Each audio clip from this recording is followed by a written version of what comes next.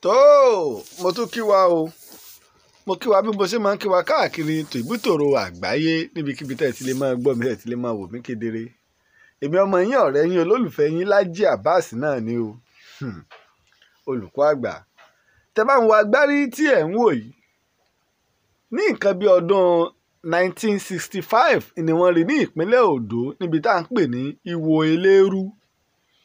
Agbari tí wọ́n fi ń yé wa ni wípé ó ti lo ẹgbẹ̀rún ọdún mẹ́tàlá 13,000 years nígbà tí wọ́n rí i. Iná ló jẹ́ pé nǹkan tó ń fi ń ṣe àpèjúwe àti àfihàn yìí pé àwọn èèyàn ti ń gbé ilẹ̀ Yorùbá pàápàá ilẹ̀ kóòtù òjìrè nílẹ̀ Odùduwà ọjọ́ tó ti pẹ́ o ọjọ́ tó ti pẹ́.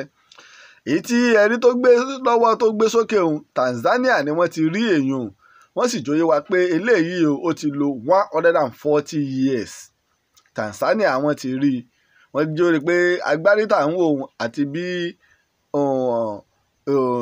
Agbari náà ṣe rí ta lè pè ní ṣéèpù lédè òyìnbó kìí ṣe ti àwọn ìran tí ń bẹ nísìn kìí ṣe èyí tó sì kẹta tí wọ́n gbé lẹ́hùn ọkọ̀ tá à ń wò ní alákọ̀ọ́kọ́ àwọn ti àpèjúwe tàwọn èèyàn tá a wà láyé lónìí nù.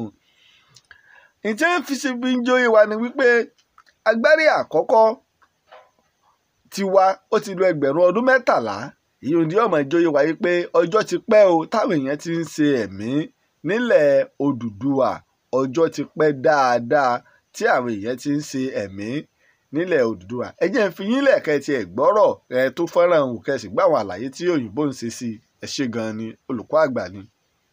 This is a replica of a skull from Nigeria.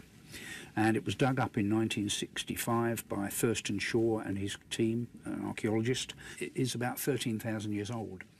And my colleague Katerina Havati used a new technique of digitizing the surface of the skull in 1972.